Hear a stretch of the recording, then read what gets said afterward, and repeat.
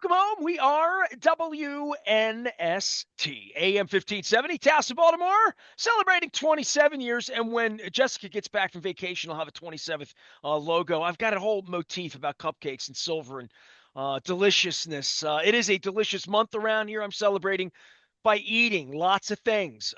27 days of countdowns of my 27 favorite things to eat. All are brought to you by the Maryland Lottery because we're bored in August and they're in last place. And the football team is playing the Colts this week, the other Colts. And it doesn't matter. Nothing matters except if you're winning. And I hope you are. I have the pressure lucks. I have the lucky sevens doublers. We will be at the Beaumont on Thursday. I'll be winning. We'll have the fried lobster tail on Thursday. And I'm trying to leave elements of these 27 places, at least some element of surprise, and what will be at the top of the list will be very shocking to some people because a couple of these things I've eaten, and other than giving a random plug here and again, I don't think I've put pictures up of the three of the top four, at least in recent times. So this will be a good time. Luke's going to join me at some point at it in this thing, but he's out in Owings Mills. I don't know, dude. It's a lot more fun for you and a lot more hectic when the Orioles are like got an 8-game lead in first place and going to win 101 games 2 years ago, or they're tussling around for first place with Tampa like they were this time last year. I guess it makes football more relevant and your work out there more relevant, but it doesn't make Buffalo come any faster. And I guess 2 or 3 weeks from now, we're like, oh, it's getting here. But right now, it does feel like, oh, it's another practice in Owings Mills or downtown, and they're putting the Ravens on a podium and they're sweating a lot, and hopefully nobody's getting hurt. Well, we still have a month to go until that opener in Buffalo. So it is, as we've talked about, it's kind of that hurry up and wait. You're excited when it comes, especially in a year where the baseball team is going nowhere, has sold off players. Uh, Even I'm needing to look at the active roster on a daily basis with the number of transactions we're seeing. So, but really the story of the weekend for the Ravens, and obviously the Orioles had a big win on Saturday. We'll get into that. Gunnar Henderson with a big walk-off, or not walk-off, go-ahead home run in the eighth inning. But the big story was Tyler Loop making his stadium debut on Sunday. It was a nice crowd, nice turnout, beautiful day. As we got a little bit of a break from the hot weather here over the last few days. He hits a 60-yarder, and this came a day after they cut the other rookie kicker in camp. I don't think that signals that Tyler Loop 100%, no questions asked, no matter what happens in these preseason games, is their week one kicker. I think they still want to see him kick well the rest of the way because I think if he doesn't, then I think you're probably looking at a veteran coming in to push him. But he had a 60-yarder. He had a 56-yarder as well. Was kind of egging on the crowd a little bit, kind of reminds you of Justin Tucker a little bit in that way, in terms of he's confident in himself. And I think they like that about him. And even having a chance to talk to Jordan Stout, their punter, after practice in the locker room on Sunday, he just he smiles and just says, man, this kid's really talented. He's confident. He still has things to learn. Don't get me wrong, but you can tell they believe in the talent. And that goes back to Randy Brown, kind of going all over the country looking at kickers before the draft, knowing that they most likely were going to move on from Justin Tucker at that point in time. So far so good for him. He's had a couple hiccups here and there. He hasn't been perfect, but made a 60-yard field goal that would have been good from, I think they even said their tracking data that they have that would have been good from 67, I think it was, for whatever that's worth. Will he look as good in the gold pants as Justin Tucker did? That's the question. Well, no one looks good in the gold I pants, know. but I know. I knew I'd get you in a fashion tweet here. I know, right? You're trying to I'm egging get me you off. on, dude. It's August. I'm just getting you ready for, the regular season. Yeah. So, I'm but putting the pads on is what I'm doing. Yeah. yeah. I'm But for what it is, it was good to see him handle that environment. But I mean, John Harbaugh and the coaching staff all along thought he was going to perform like this in practice. I don't think they disliked John Hoyland. I think it was a case of they're banged up at tight end and running back. Not Derrick Henry, Justice Hill, or Keaton Mitchell, but the other, the rookie running back they had in camp got a concussion. So they brought in Dearness Johnson. We're going to see him, former Browns running back. We're going to see him in these preseason games. So they had to make a couple back end of the roster moves. And I think they at least told us John Hoyland wasn't winning the competition, right? I mean, it wasn't that he was bad, but Loop is more talented. You can tell he has a stronger leg. So they move on from that element of the competition, but Tyler Loop has to continue to make kicks, and he did on Sunday. He was perfect. So that was a good response to making the move the previous day, and it was fun to see the fans out for the stadium practice. I had that a good turnout there, but John game that up and make that fun for the crowd, or they do anything, or is it where are I they mean, with that? they're in pads. I mean, do they do? I mean, it's funny. I was even talking to a couple of the more veteran reporters in the press box on Sunday as we were watching that, and The Kevin Byrne press box, I right? had The little box. memories. I had memories of I, and this is before I was in the media, obviously, but I remember when they scrimmaged the Redskins at the stadium. They would do that as you know. They I used to guess you, play him in Hershey on like July 11th, and Artie yeah. Donovan's there. Yeah, So yeah. yeah, So not anything to that extent, but they were in pads. They hit a little bit. They gave, they Loop, I think, tried, and several of them were just extra points. I mean, they don't announce like, oh, this is an extra point. Oh, this is a field goal. It's a practice session, but I think he tried 11 or 12 kicks. He made them all. So that was good to see. Lamar made a couple nice passes. Thought Keaton Mitchell showed up nicely. I think he's someone we're going to see in the preseason because we're not going to see Derrick Henry. I don't think we're going to see Justice Hill at all either. I do think we'll see Keaton Mitchell some because I think you want to get him some run and see where he is. And I think he's looked good. He's looked faster than he did when he came back at the end of last year. And I think the question for him is, where are the opportunities going to come? I think there's a good chance he's their kick returner.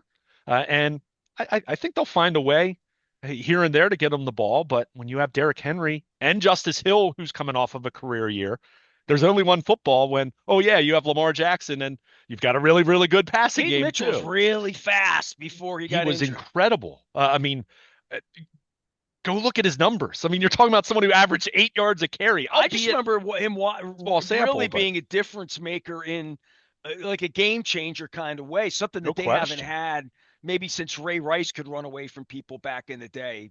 Priest Holmes had that ability too for a minute. Jamal, just people could run away. And I know, look, I'm the Derrick Henry guy. Right. Oh, of I mean, course. I'm dusting off my Oilers Derrick Henry jersey, to be wearing September 1st.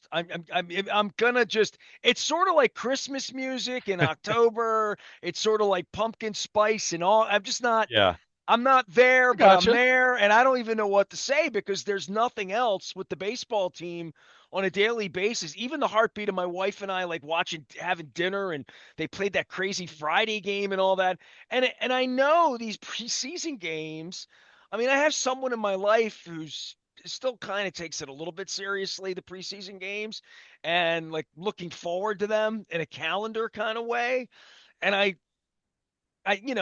joke about, you and I talked about the Green Bay Brett Favre game 30 years ago and the Peter Boulware jumping over like Yeah. Superman against Buffalo. And I think about all the snafus in these preseason games. I think about being at a crab cake tour night when Dobbins ripped his knee up in Washington Right. and like in the fourth preseason game in the first minute of the game and think about all of this. What is the mojo? There's a game this week, right? Right. I mean, what's the mojo when like it's one thing to have the Orioles and I got to have a scorecard with that and we're figuring that out. But with these preseason games, I don't even bother with the scorecard because I'm just kind of assuming there's going to be 6 to 8 players on the field who might be Keaton Mitchell or backups in some way where it's like not even competitive football. And I don't know, and this is no disrespect to if it's Rod Woodson or Jerry Sandusky or whatever. It's the hardest job in the world because it's better to do sports radio than it is to even call the action that's happening. You're trying to figure out substitutions and patterns for stuff that may or may not. I'm just trying to figure out like what is the preseason now? Because it used to be paraded as fake football. Now it's like fake scrimmage, and it's dare I say this as I've talked a lot about baseball labor. it's like scab football. It's like guys that aren't going to make it. It's just like watching something almost like the bananas a little bit, but I'll save that for the baseball segment. Yeah, I mean, it's not as though they rest every single guy. They rest the established starters, right? So on offense, obviously no Lamar, obviously no Derrick Henry. I would not expect to see Patrick Ricard on their offensive line of their projected starters. I feel like Voorhees could get some run because he's not established, right? I mean, you want to actually see him. Doesn't mean he's going to play 50 snaps, but I think you're going to see him early on. You'll see Ben Cleveland, who kind of sort of has been in a competition with him, but not really. It's Voorhees' job Well, to lose. McCary played these games back in the Yeah, day. McCary played in some of them, and then other times they would hold him out, right? So, tight end. Obviously, you're not going to see Andrews. Likely is out anyway. I would think because Likely's out and unlikely to be ready for week one, we might not see Kohler even. That's why I think you saw the Ravens over the weekend. They added, I didn't send out the text So alert here's the because thing. When the starters get hurt, they're less likely to even put the backups in because at they're scared times, about that. yeah, at Yes. times, yeah. I Yes. mean, you want to be careful with some of those guys, no question. Hey man, So, I don't want anybody to get hurt, but I right. mean, I mean, they're and it's playing tough. this thing on Thursday night that's called a game that we're kind of like going to watch. I don't even know what I'm watching, like to Well, some degree. and that's really how much of it is. How much of a football junkie are you in terms of because see, you're not a big college football guy.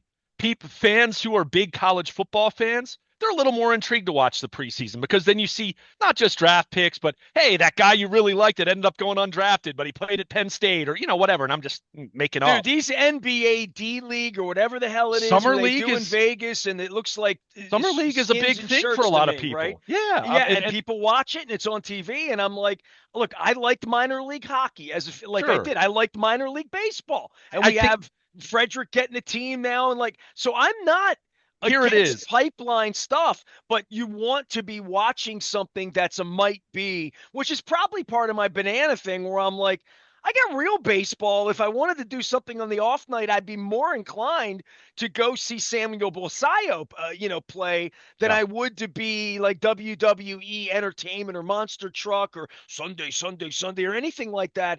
I would be more involved in watching Towson play basketball or Coppin in a pipeline kind of way or yeah.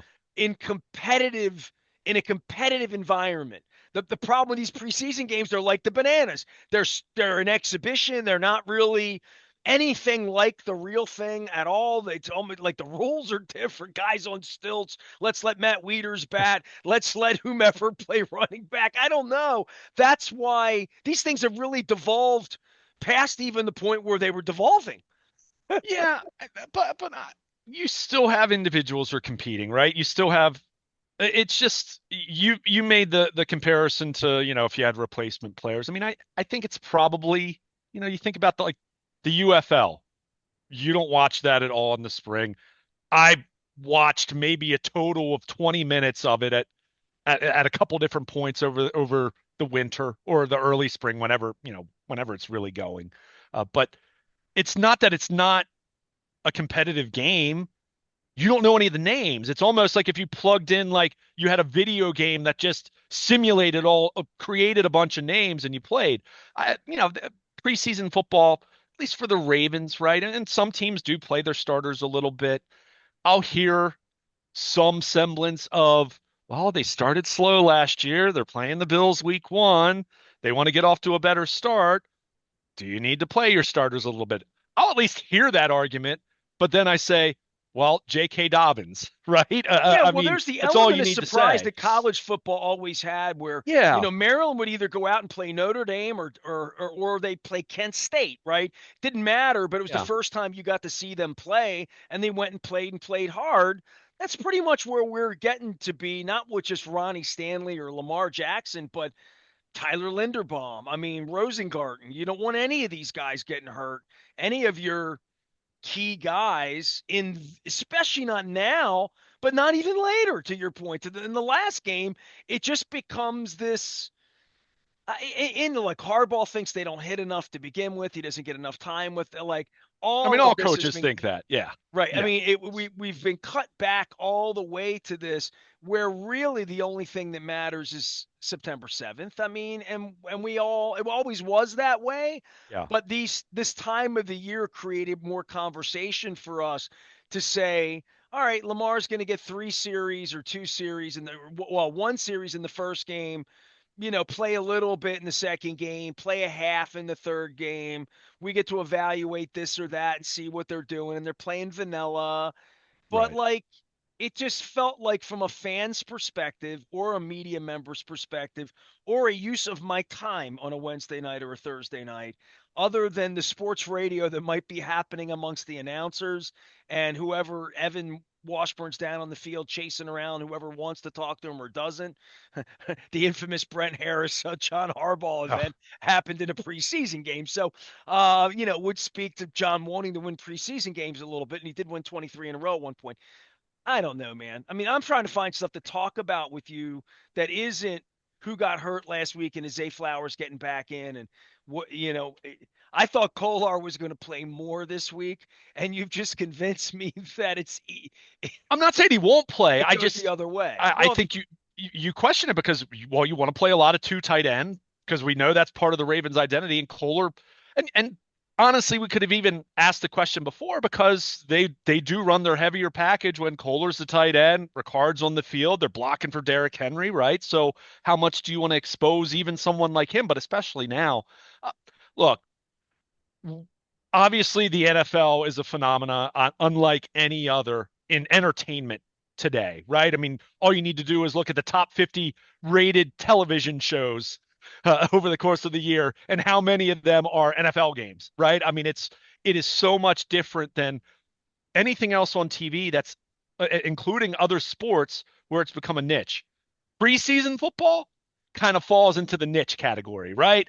They'll still do good numbers relative to spring training games, preseason NBA games, they whatever. wrap the Hall But of Fame around it, or an sure, all-time low concert, or they put sure. something. They get through it. They figure But it I out. But from a football perspective, it's all just figured out in privacy. It's not sure. figured out in these games at all. Well, and to a man, whether I'm talking about John Harbaugh years ago or other assistant coaches years ago, or even talking to other coaches who worked elsewhere, I think, and you could probably attest to this, even Brian Billick, most of those jobs are figured out in practices, right? They would always tell you that it, if someone's waiting to a game to flash, the first question isn't, "Oh wow, like how did we not know you were this good?" The question is, why haven't you been doing this before now, right? Haven't you why haven't you been doing this in practice every day? So the coaches have always kind of valued the practices more so, And the but classroom, quite frankly, no right? question, no Like, I question. mean, that's So the there's a part lot that of fans see out in the sunlight is when they look into a guard's eyes and he doesn't know where he stands or what the calls are, and it's complex, as yeah, anyone who's ever watched Hard Knocks, that Y980 right eagle post is means something to everybody, and it means nothing to anybody. But if you're new and you came in from Pittsburgh or University of Pittsburgh, and you get that playbook and they give you your tablet at this point, and alignment, assignment, technique. And I tell you what, alignment, knowing what everybody else is doing, assignment, what this play is, and then physically yeah, being able to go out there and dominate whatever the person in front of you is, the speed that it takes to hit the spot, and to have that orchestra go the right way. By the time they get to this point, Todd Monken and Zach Orr and John Harbaugh and Eric DeCosta and everybody else in the building knows whether you've got your ish together or not. sure, Whether you belong there or not, right? Like, literally, that's the man's game of it being a man's game, even though yeah, and some woman in the game won't want to hear that, but that's just the way it's always been. That they all look to each other and they're like, he didn't know what he's doing. yeah, And back in the era of Ed Reed, everybody would get to Ed Reed's house and shoot pool in the basement, and they would talk it through. And that's the kind of relationships that they're trying to build around there that these preseason games just don't have much to do with. Well, and let me be clear, I'm not saying the preseason games don't mean anything to the evaluation, but the point is, if you're kind of just going through the motions and practice day after day, week after week, and you're only showing up in the game, that's that says something about you. Now, it doesn't mean that you can't play at all, but chances are the coaches aren't going to trust you. I'm going to use a very point blank recent example. Ben Cleveland. Put aside the DUI and like the recent thing. Just his Ravens career. The times where he has actually played, he's held up and played pretty well. So fans have seen that and they've asked the question why he hasn't been in more serious contention in various playoff or position battles here, going back to his rookie year, second year, year three, year four. I do I've talked about this before. I do the Lindy's Pro Football preview section for the Ravens. I've done it, I think, 4 years now. I had 3 straight preseasons, and you have to set a projected depth chart right after the draft. The deadline for it is right after the draft, all of that. I had 3 straight years where I had Ben Cleveland penciled in as a starter on their offensive line. And 3 straight years, I was wrong. The reason why is not because of what he's shown in those limited opportunities when he, a few years ago is filling in for Kevin Zeitler, right? I mean, it's they didn't trust how he performed in practice on a regular basis, and he wouldn't be a consistent practice player. And while they look at him and say, hey, it's nice that he plays well better in the games. And that's why we've decided, and I think that's a big reason why they, even after the DUI, decided to keep him around on a veteran minimum deal because they feel like he's a decent backup. But they also feel like he's not nearly trustworthy enough to hand him a starting job and think that with his level of performance and practice over the long haul that he's going to hold up and be an effective starter for 17 games. So that's just one example, but the point is these games are only a piece, a part of the entire evaluation. And it's always been that way. Ravens fans over the years, right now, if you're a longtime Ravens fan who actually pays attention in the preseason, you can remember guys like Shamar Bridges. You can remember guys like Jeremy Butler, wide receivers who would flash and have a big preseason game. And everyone would get excited because, well, we know about the history of wide receiver until recent years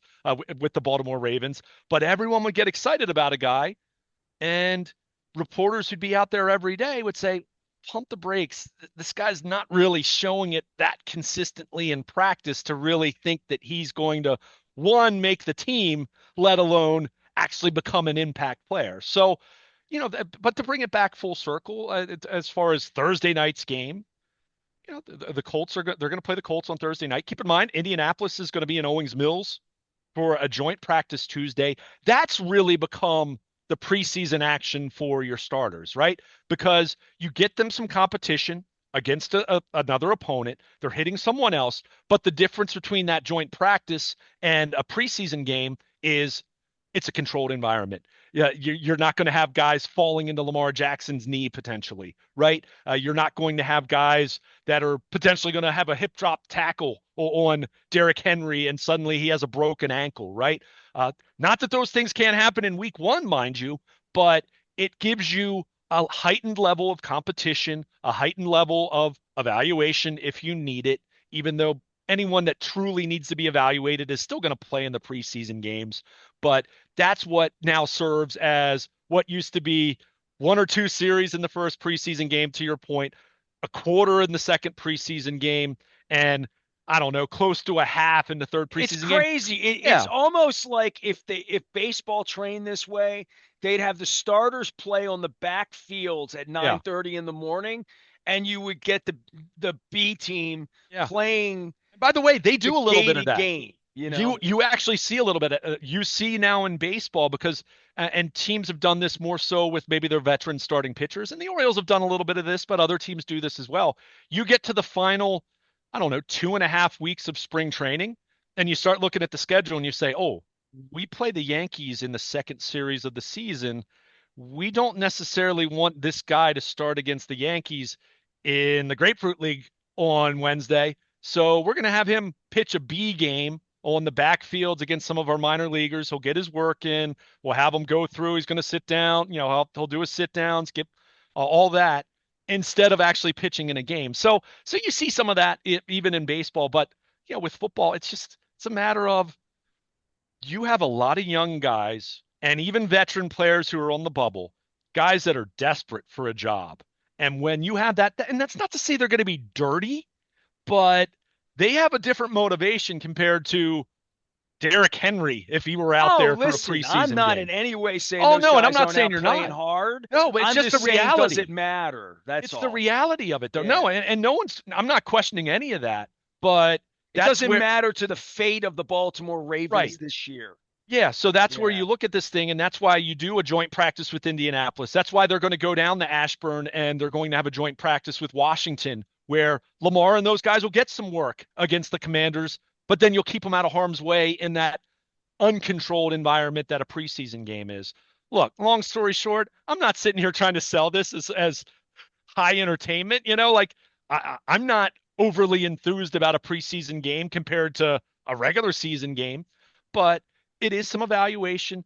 It is an opportunity. Like, for example, I know my cousin he's thinking about bringing his young daughter to the See game on that? Yeah, I Thursday mean, I'm night. all for that. I took my That's mother cool. to a Yeah. preseason game when she was So you 90 years old, and get a she different loved vibe it. and Yeah. the tickets are cheaper especially if you get them off a secondary market, and it is what it is. I'm not saying it's a great product, but then it kind of falls into the niche category that so many It's a other things bananas do. game. Yeah. It's Yeah. entertainment.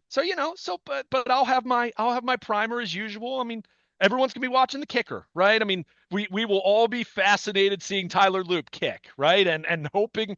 I mean, John Harbaugh even, he did a little Q&A with the fans before the stadium practice. He even acknowledged we're all going to be sitting there with every kick, and we're all going to be crossing our fingers and hoping, right? I mean, everyone is. They like this kid, but until the lights come on for even a preseason Dude, game, every there's kicker in the unknown. league, every Who team in the knows? league has to do that. And Sure. how many fan bases can talk about? We had the Steve Hauschka moment here. We had a Billy Cundiff moment here. Yeah. Tucker missed some kicks and we lost some games across the board.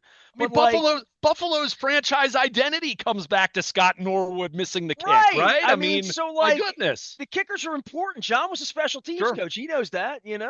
Sure. So we're going to see, and that's not the only thing that's going to be of interest or relative interest, let's say, but that's going to be the headliner, right? I mean, that's going to be it was the headliner at the stadium practice. It's going to be the headliner in these games, and if he looks perfect and looks good, then he'll be their week one guy. But even then, if he goes to week one and misses 3 kicks in Buffalo, they're probably going to have a veteran kicker at least coming in on the practice squad, and they're going to be looking. So it's a moving target, right? He hasn't, quote, won the job just because they released John Hoyland, but he's in the lead. He's looked good overall. He looked really good on Sunday, and we're going to see how he looks against Indy. The most pressured situation you can uh, concoct right now is a preseason game. You can't do any more than that right now. So go out and see how the kid does. And we had a chance to talk to him in the locker room, and he's confident, and I don't mean that in like I